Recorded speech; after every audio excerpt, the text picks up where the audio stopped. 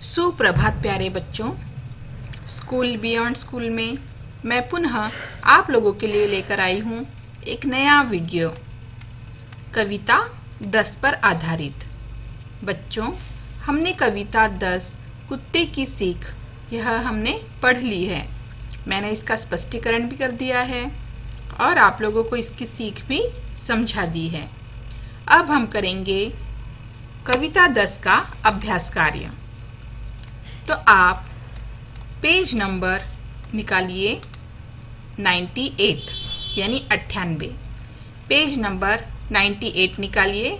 इसमें देखिए प्रश्न 3।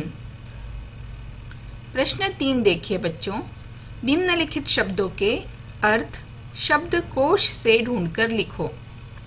यानी आपको जो शब्द दिए गए हैं आपको इनका अर्थ लिखना है बच्चों। तो हम इसका अर्थ लिखेंगे। घनी यानी सघन, घनी यानी सघन। फिर बीहड़ यानी घना, बीहड़ यानी घना। निराश, निराश यानी उदास, निराश यानी उदास। काल, काल यानी समय या मृत्यु, काल यानी समय या मृत्यु। फिर शास्त्र यानी ग्रंथ, शास्त्र यानी ग्रंथ बच्चों। इसके पश्चात पेज नंबर 99 पर भाषा ज्ञान, भाषा ज्ञान के प्रश्न व्याकरण के अंतर्गत आते हैं बच्चों। इसमें प्रश्न 1 देखिए, कुत्ता शब्द में एक ही व्यंजन 2 बार आया है। इसमें देखिए एक ही व्यंजन, व्यंजन यानी क से लेके ग ज्ञानी तक के वर्ण। तो इसमें देखिए त, आधा त और पूरा त, ये जो त है यह 2 बार आया है। तो जब किसी शब्द में एक ही व्यंजन 2 बार आता है तो उसे द्वित्व व्यंजन कहते हैं। द्वित्व यानी 2, द्वित्व यानी 2। पुनः एक बार सुन लीजिए कि जब किसी शब्द में एक ही व्यंजन 2 बार आता है तो उसे द्वित्व व्यंजन कहते हैं। तो जिस तरह से कुत्ता शब्द में आप देख सकते हैं आधा त और पूरा त है ता, तो हमने इसे क्या कहा, द्वित्व व्यंजन। तो आपको क्या करना है, कविता में आए हुए ऐसे 5 शब्द ढूंढकर लिखने हैं। ठीक है, आप ज़रूरी नहीं है कि कविता के ही लिखें, आप अपने मन से भी लिख सकते हैं। तो हम लोग लिखते हैं, चलिए पत्ता। देखिए पत्ता, इसमें आधा त और पूरा त ता, पत्ता। इसके बाद छत्ता, क्या लिखा है, छत्ता। जो मधुमक्खियाँ बनाती है ना, छत्ता, वो है छत्ता। उसके पश्चात है बच्चों प्रसन्न। देखिए आधा न और पूरा न, प्रसन्न। इसमें भी द्वित्व व्यंजन का प्रयोग हुआ है, आधा न और पूरा न। इसके पश्चात चक्का, चक्का में देखिए आधा का और पूरा का, तो यह भी क्या है, द्वित्व व्यंजन वाला शब्द है। उसके पश्चात पक्का, इसमें भी क्या है, द्वित्व व्यंजन वाला शब्द है। इसके अतिरिक्त मम्मी है ना, और क्या कह सकते हैं हम, और भी काफ़ी सारे शब्द हैं जो हम सोच कर और ढूंढ कर लिख सकते हैं बच्चों। जैसे चट्टान, मिट्टी, इसमें क्या है, द्वित्व व्यंजन वाले शब्द है, क्योंकि चट्टान च, आधा ट, पूरा ट और ना न, चट्टान। तो क्या होता है ये, तो चट्टान भी द्वित्व व्यंजन आएगा। और मम्मी, म, आधा म और पूरा मम्मी, मम्मी, तो इसमें भी यह भी द्वित्व व्यंजन है, इसलिए यह भी आप लिख सकते हैं बच्चों। उसके पश्चात है प्रश्न 2, फुदक, फुदक में एक ही शब्द 2 बार आया है। अब तक हम वर्णों की बात कर रहे थे, वर्ण यानी क से लेके ग ज्ञानी तक के व्यंजन। अब तक हम व्यंजन की बात कर रहे थे, अब हम शब्द की बात कर रहे हैं। शब्द यानी पूरा एक शब्द। जैसे फुदक, यह एक शब्द है और फुदक यह दूसरा शब्द है। तो जब एक ही शब्द 2 बार आता है तो इसे कहते हैं पुनरुक्त शब्द। पुनरुक्त यानी दोबारा आने वाला, पुनरुक्त यानी पुनः पुनः, है ना। तो फुदक, फुदक शब्द यह पुनरुक्त शब्द है, क्योंकि यह एक ही शब्द है और ये 2 बार आया है। जैसे अभी अभी, छोटी छोटी, बड़ी बड़ी, इस तरह के जो शब्द है यह क्या है, बार बार आए हैं ना, बड़ी बड़ी, एक ही शब्द 2 बार आ गया। छोटी छोटी, एक ही शब्द 2 बार आ गया। फुदक फुदक, एक ही शब्द 2 बार आ गया। तो जब एक ही शब्द 2 बार आता है तो उसे पुनरुक्त शब्द कहते हैं। तो कविता में ऐसे बहुत से शब्द आए हैं, तो कविता में से हमें छांट कर लिखना है। अब हमें केवल कविता के ही शब्द लिखने हैं बच्चों। तो यदि आप कविता दोहराएंगे, कविता पढ़ेंगे तो आपको मिलेगा चुन चुन कर। क्या मिलेगा? चुन चुन कर। इसके पश्चात सूंघ सूंघ कर। देखिए इसमें भी सूंघ है, इसमें भी सूंघ है। सूंघ सूंघ कर। इसके पश्चात पीछे पीछे। क्या आएगा? पीछे पीछे। इसके पश्चात इधर उधर। क्या आएगा? इधर उधर। उसके पश्चात झाड़ी झाड़ी और फुदक फुदक। तो यह सब क्या है? पुनरुक्त शब्द है बच्चों। इसके पश्चात देखिए प्रश्न 3। प्रश्न 3 है, दिए गए उदाहरणानुसार एक ही लय वाले शब्द लिखो। एक ही लय वाले शब्द अर्थात समान ध्वनि वाले शब्द, जिसे आप अंग्रेजी में राइमिंग वर्ड कहते हैं। जैसे वन, वन का उन्होंने लिखा है मन।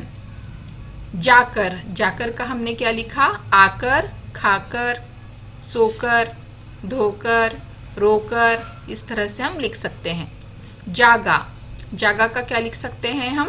भागा। देखिए इसमें एक मात्रा इस बच्चे ने नहीं लगाई है, तो उसने भाग लिखा है, एक्चुअली ये भागा है। इसमें आप आ की मात्रा लगा दीजिएगा। जागा, भागा, जागा, भागा, धागा, नागा।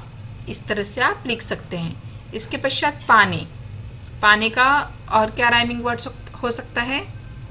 आने, जाने, खाने, है ना? इस तरह से हो सकता है। इसके पश्चात सोना, सोना का और क्या हो सकता है समान लय वाला शब्द? रोना, बोना, खोना, धोना, टोना, है ना? इसके पश्चात भीतर, भीतर का क्या हो सकता है राइमिंग वर्ड बच्चों? तीतर। इसके पश्चात हारे, हारे का राइमिंग वर्ड क्या हो सकता है? मारे, सारे। भेद, भेद का राइमिंग वर्ड क्या होगा बच्चों? छेद, खेत, है ना? तो इस तरह से यह एक ही लय वाले शब्द हैं। इसके पश्चात बच्चों लिखो, कठिन शब्दों का अभ्यास करो।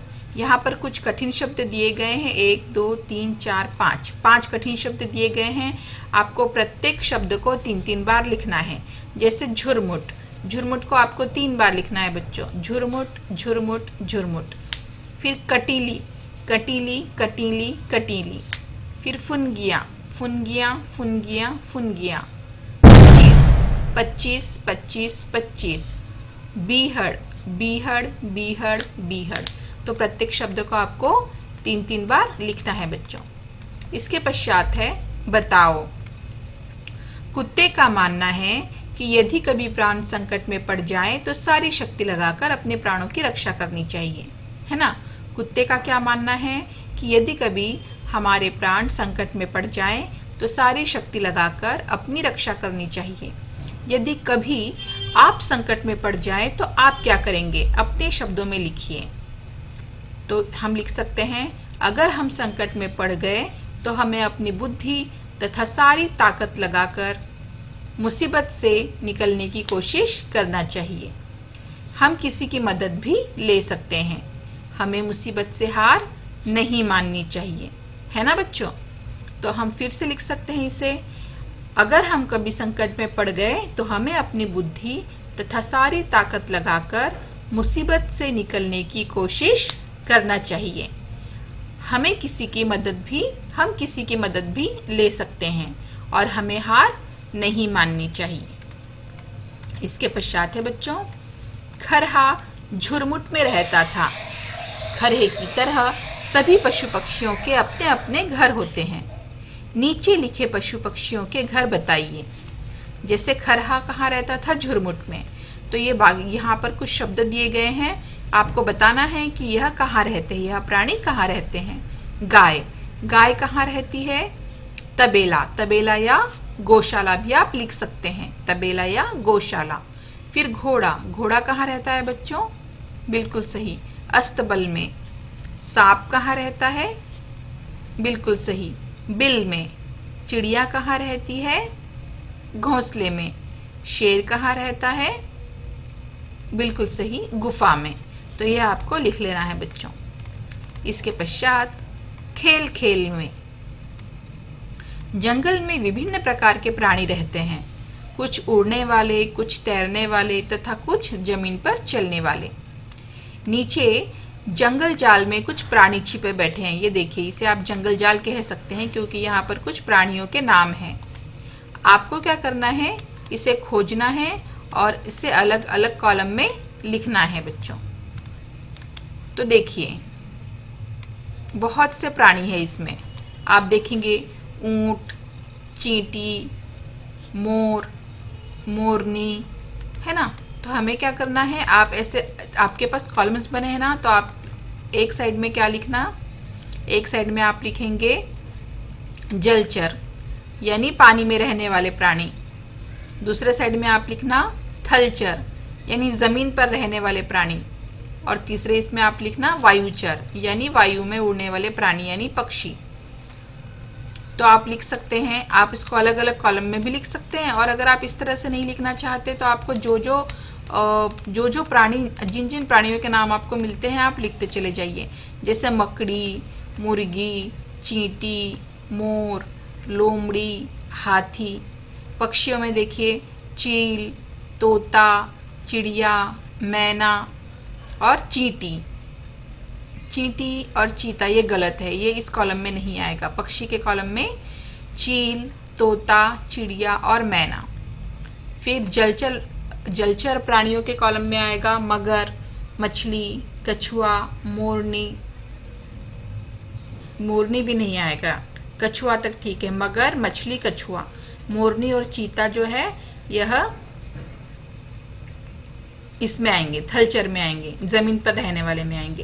तो आप ऐसा कीजिए, आपके पास 3 कॉलम्स है। आप एक में लिखिए ज़मीन पर चलने वाले प्राणी, एक में लिखिए पानी में रहने वाले प्राणी और एक लिखिए पक्षी या फिर वायु में उड़ने वाले प्राणी। और फिर ज़मीन पर रहने वाले प्राणियों के नाम लिखते चले जाइए, मुर्गी, चींटी, मोर, लोमड़ी, हाथी, चीता, है ना। और जल में रहने वाले प्राणियों के नाम आप लिख सकते हैं मगर, मछली, कछुआ। और पक्षी, वायु में रहने वाले पक्षी यानी हवा में उड़ने वाले पक्षियों के नाम आप लिख सकते हैं चील, तोता, चिड़िया, मैना, है ना। तो इस तरह से कॉलम बनाकर आप लिख सकते हैं बच्चों। तो यह है आज का हमारा अभ्यास कार्य।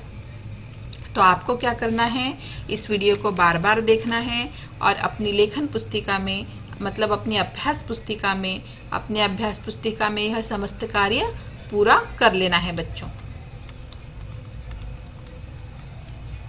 आप यह कार्य अपने मन से भी कर सकते हैं क्योंकि आपको अब समझ में आ गया है। आज के वीडियो में बस इतना ही। अगला वीडियो लेकर मैं जल्दी ही आऊँगी। तब तक के लिए धन्यवाद बच्चों।